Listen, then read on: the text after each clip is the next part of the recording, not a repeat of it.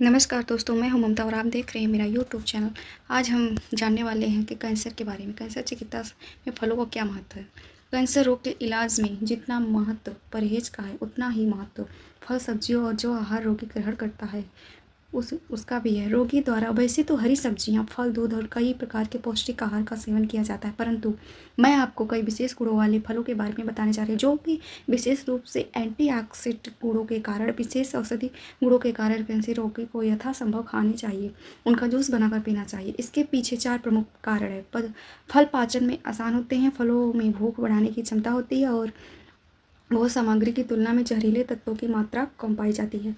इसके साथ ही फलों में पर्याप्त मात्रा में फाइबर होते हैं। इन फाइबर के कारण रोगी को कब्ज सहित पेट और पाचन की परेशानियों से छुटकारा मिलता है। इस श्रृंखला में सर्वप्रथम सलाह दूंगी जामुन। ये जामुन है, इसको खाने से क्या होता है। जामुन ब्लू वाला जो जामुन है, इसको खाने से यह फल अपने में कई प्रकार की एंटी कैंसर प्रॉपर्टी रखते हैं। यह एंटीऑक्सीडेंट होने के साथ साथ इसमें फाइटोकेमिकल होते हैं जो हमारी कोशिकाओं के डीएनए परिवर्तन को रोकते हैं, यानी कैंसर को पुनः पैदा नहीं होने देते। सामान्य लोग जिनको कैंसर नहीं है उनको यह फल बचाता है। यह जामुन जैसा दिखता है पर इसमें मिठास अधिक होता है। इसे हिंदी में नील बद्री भी कहा जाता है। इसमें भरपूर मात्रा में फाइबर होता है। विटामिन सी, विटामिन के और मैग्नीज पर्याप्त मात्रा में पाया जाता है। इस फल को 100 ग्राम प्रतिदिन खाने की सलाह देती हूँ। इसके सेवन से मोटापा भी कम होता है, तनाव कम करने में यह मदद करता है। अगला है अनार। अनार से क्या होता है। अनार आमतौर पर सभी जानते हैं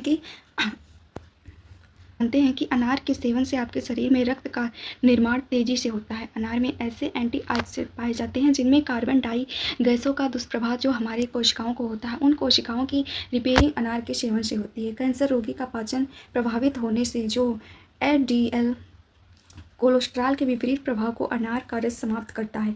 इसमें बहुत अच्छी मात्रा में एंटी कैंसर प्रॉपर्टी होती है। अनार सेवन हमारे शरीर से टॉक्सिन यानी जहरीले तत्वों को शरीर से बाहर निकालता है। अनार का सेवन करते समय दानों को चबाना चाहिए क्योंकि पर्याप्त मात्रा में फाइबर होता है। विटामिन सी और कई उपयोगी खनिज लवण पाए जाने के कारण नई कोशिकाओं का निर्माण गुणवत्ता एवं पूर्ण तेज गति से होता है। अगला है अंगूर। अंगूर क्या करता है। अंगूर फलों और बीज की भारी मात्रा में एंटी कैंसर प्रॉपर्टी होता है। वैज्ञानिकों ने रिसर्च से प्रमाणित किया है कि ओमलोसाइट्रस फलों के गूदों में बायो एंटी कंपाउंडिंग बर्गमोटिन पाया जाता है। इंटरनेशनल मॉलिक्यूलर साइंसेस की प्रकाशित रिपोर्ट के अनुसार अंगूर एंटीऑक्सीडेंट, एंटी इन्फ्लेमेटरी और एंटी कैंसर गुणों के कारण multiple myeloma, breast cancer, prostate cancer, liver cancer, फेफड़े के कैंसर, स्किन कैंसर, इन सभी के कैंसर में लाभदायक है। इसके सेवन से रोगी की भूख बढ़ती है और पाचन क्रिया में भी सुधार होता है। अगला है सेब। इस फल में पर्याप्त मात्रा में फाइबर, पोटेशियम, विटामिन सी और 3-4 प्रकार की एंटी कैंसर प्रॉपर्टी पाई जाती है। सेब के रस का सेवन करने से पाचन संस्थान में सुधार होता है, अतः कैंसर रोगी सेब फल को अपने डाइट चार्ट में आवश्यक रूप से जरूर शामिल करें। अगला है संतरा। खट्टे फलों की श्रेणी में आने वाला यह फल कैंसर रोग का दुश्मन माना जाता है। की श्रेणी में आने वाला यह फल कैंसर रोग का दुश्मन माना जाता है। इसमें विटामिन सी पर्याप्त मात्रा में होने के साथ फोलेट, थायमिन और पोटेशियम भी पाया जाता है। इन तत्वों के अलावा खनिज लवण, आवश्यक पोषक तत्व संतरे में होते हैं जो एंटीऑक्सीडेंट होने के साथ एंटी कैंसर प्रॉपर्टी भी रखते हैं। अगला है केला। केला गले और मुंह के कैंसर रोगियों के लिए निगलने में आसान होने के साथ इसमें कैंसर से लड़ने के लिए vitamin B6, manganese, vitamin C के साथ पेक्टिन नामक फाइबर होता है जो कैंसर को जल्दी समाप्त करने में अपना योगदान देते हैं। कैंसर रोग से जो बार बार दस्त होती है उसको रोकने में यह फाइबर में मदद करता है। इसके बाद है स्ट्रॉबेरी। स्ट्रॉबेरी क्या करता है। स्ट्रॉबेरी भले ही महंगा फल परंतु इसके गुण कैंसर को समाप्त करने में महत्वपूर्ण भूमिका निभाते हैं।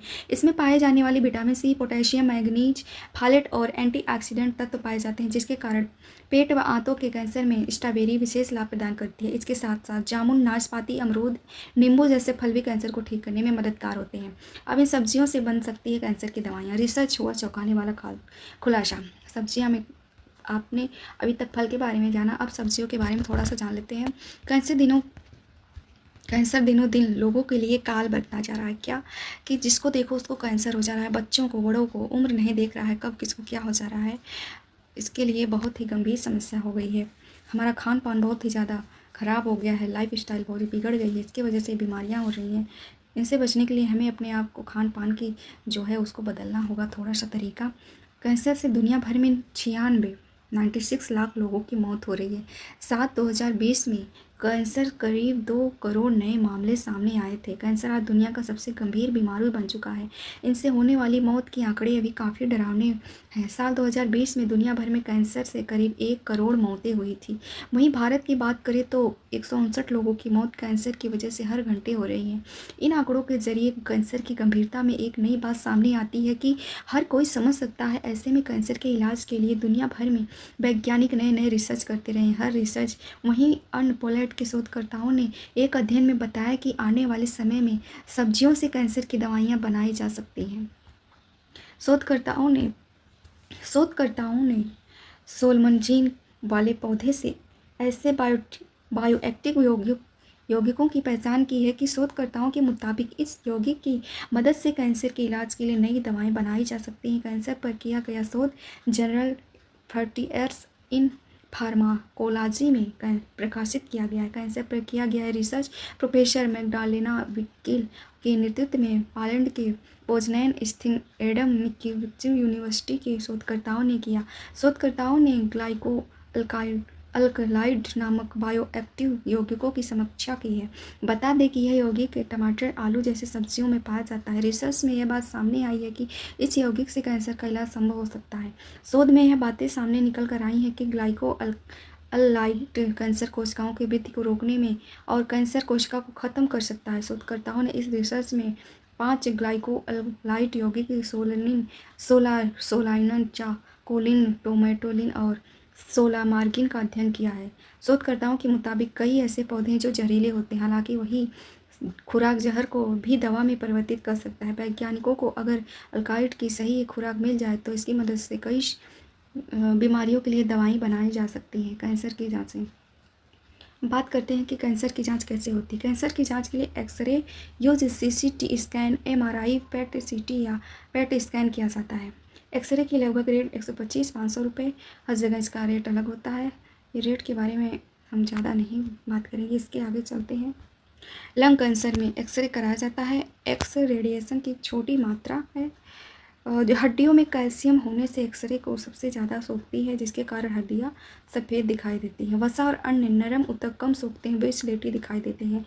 हवा एक्सरे सबसे कम सोखती है, इसलिए फेफड़े काले दिखाई देते हैं। पेट के कैंसर में USG कराया जाता है। कैंसर में बीमारी की स्थानीय सीमा का आकलन करने के लिए अल्ट्रासाउंड एक उपयोगी तकनीक है। CT स्कैन का उपयोग शरीर के लगभग सभी हिस्सों को देखने के लिए किया जाता है।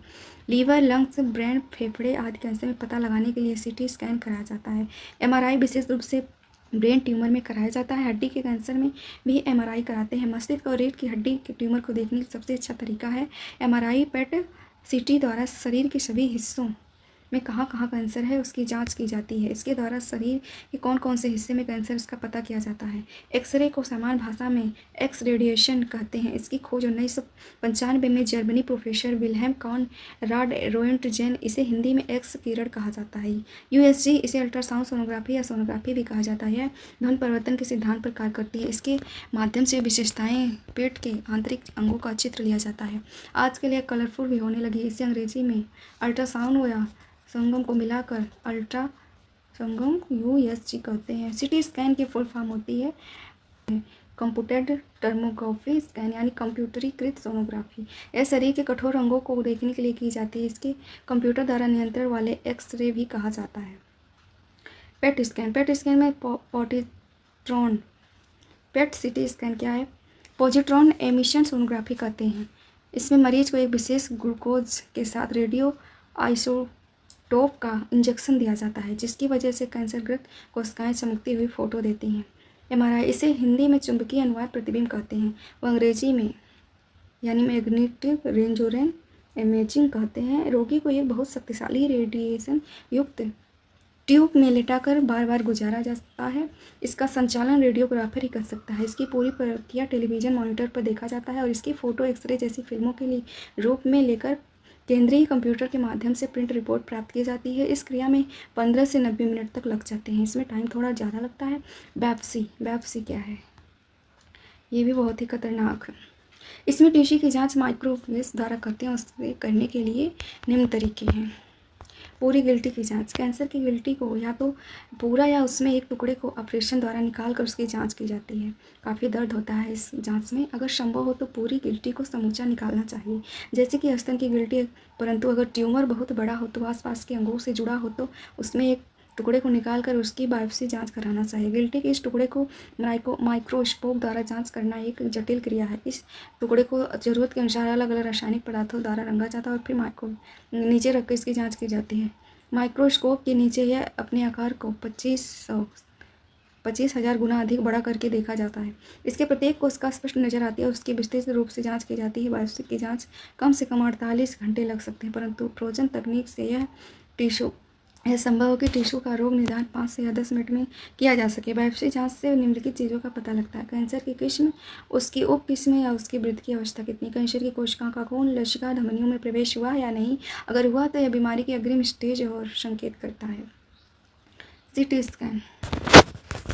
बायोप्सी कराने से कैंसर बहुत ही तेज़ी से फैलने लगता है।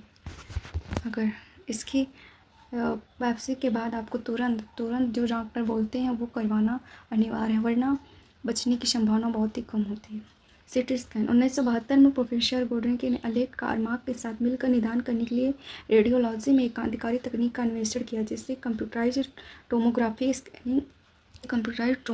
स्कैनिंग सीटी स्कैन कहते हैं। इस तकनीक के प्रभाव और महत्व इस चीज़ का पता लगता है कि इन दोनों वैज्ञानिकों को इस आविष्कार के लिए 1979 में चिकित्सा और शरीर विज्ञान के क्षेत्र में संयुक्त रूप से नोबेल पुरस्कार दिया गया था। कैंसर एक ऐसी बीमारी है जिसके बारे में मरीज को तब पता चलता है जब वो आखिरी स्टेज में पहुंच जाता है। इसीलिए कैंसर से हमारे देश में बहुत सारे लोग मर जाते हैं, जैसा कि मेरे भी साथ हुआ है। ये कैंसर अगर शुरू में पता चल जाए, इसका इलाज अच्छे से हो जाए तो थोड़े दिन इंसान चल सकता है, लेकिन लास्ट में बीमारी इतनी बढ़ जाती है कि बचना मुश्किल ही नामुमकिन हो जाता है। दरअसल कैंसर की शुरुआत से ही हमारा शरीर कुछ संकेत देना शुरू कर देता है, लेकिन शरीर के इन संकेतों को हम सामान्य दर्द महसूस होता है, जो सामान्य शारीरिक दर्द लगता है। हम समझ नहीं पाते हैं कि क्या हो रहा है। शरीर में कोई बदलाव हो रहा है तो अनदेखा कभी नहीं करना चाहिए। हो सकता है कैंसर। शरीर में लगातार हो रही खुजली, हो सकता है लीवर प्रॉब्लम, शरीर में किसी भी हिस्से में लंबे समय तक दर्द का बने रहना, छाती फेफड़े में या शीर दर्द, पेट में दर्द की समस्या बना रहना, लंबे समय से खांसी हो रही, खांसी के साथ बलगम खून आना, पेशाब में खून की समस्या है तो गंभीर समस्या का इशारा। महिलाओं को मेनोपॉज के बाद जांच कराते रहना चाहिए। मल में खून आना, मसूड़ों या मुंह से खून आना सामान्य नहीं है। अचानक वजन कम होना, लगातार थकान बनी रहना, ये सब लक्षण। अच्छा, तो यह कि प्रत्येक सीटी स्कैन में अंगों के प्रतिबिंब को क्रॉस सेक्शनल रूप में देखा जाता है और इस कारण अंगों के प्रतिबिंब एक दूसरे को ढकते नहीं, जैसा कि साधारण एक्सरे फिल्म में होता है। सीटी स्कैन टिश्यू घनत्व में थोड़ी थोड़ी भिन्नता को दिखाता है और इस तरह रोगग्रस्त टिश्यू के अंदर मौजूद तरल पदार्थ चर्बी कैल्शियम को दिखाने में मदद करता है। 3 मिनट तक छोटे आकार के ट्यूमर का सीटी स्कैन द्वारा पता लगाया जा सकता है। अब बात करते हैं कि क्या कैंसर छूत की बीमारी है, क्योंकि कुछ लोग इसको छुआछूत की बीमारी समझते हैं, तो ऐसा कुछ नहीं है। आपको यह जानकर आश्चर्य होगा कि बहुत अच्छे पढ़े लिखे प्रोफेसर, लेक्चरर, इंजीनियर्स आदि लोग भी कैंसर की छूत की बीमारी मानते हैं। वह समान रूप से कहते सुने जा सकते हैं कि हमने किसी सेंटर पर जांच करवाई तो हमारी जांचों में कैंसर के कीटाणु पाए गए। कुछ लोग ऐसा भी कहते हैं कि कैंसर रोगी से हमें डर लगता है कि कहीं बीमारी उसे छूने या उसके साथ खाना खाने से भी हमें हो सकती है, जबकि सच्चाई यह है कि ऐसा कुछ नहीं है। कैंसर का कोई भी जीवाणु, अंडाणु, कीटाणु, विषाणु, फूफद होती ही नहीं। अगर अंग्रेजी भाषा में बात करें तो मतलब कैंसर का कोई भी बैक्टीरिया, वायरस, फंगस होता ही नहीं है। पर इस रोग के बारे में इन पढ़े लिखे लोगों की यह हालत है। जब एक सामान्य किसान या किराया व्यापारी, मजदूरी करने वाला जानकारी हो तो और कमजोरी होगी ही। अब सवाल उठता है कि यह जानकारी सामान्य जनमानस तक कैसे पहुँचे।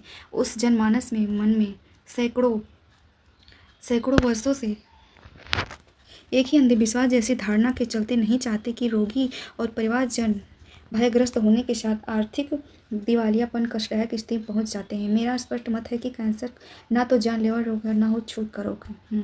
जानलेवा है, ये बात सच है, हो सकती है कि कैंसर लोग बहुत ही कम बचते हैं जिनको हो जाता है। उनको पता चल जाता है हमें कैंसर इतना गंदा शब्द है कि बचना मुश्किल ही नामुमकिन है। और लेकिन ये छुआछूत का रोग नहीं है, बल्कि 27% रोगियों को तो कैंसर शरीर में पाए जाने वाले बावजूद रोगी सामान्य सात्विक और शाकाहारी पौष्टिक भोजन जैसे हरी सब्जियां, बकरी या देसी गाय का दूध, घी सेवन करते हुए अपनी रोजमर्रा की जिंदगी प्रसन्नचित अवस्था में रहता है तो उसकी कैंसर से मृत्यु होती ही नहीं है। अगर शुरुआत में पता चल जाता है कैंसर है, इसमें भी कई प्रकार होते हैं, उसका इलाज अच्छे से हो जाए तो वह कुछ दिन तक मरीज एकदम सही सलामत रहता है, कुछ नहीं होता, क्योंकि जो नकारात्मक कोशिकाओं ने अपना छोटा मोटा जमावड़ा जो रक्त किसी अन्य विशेष में जमाया था। वह शरीर की WBC के सकारात्मक प्रतिरोधक क्षमता के चलते रोग 1-2 वर्षों में बिना किसी chemo, radiation, surgery, Ayurveda, homeopathy की औषधियाँ लेकर स्वतः ही ठीक हो जाते हैं।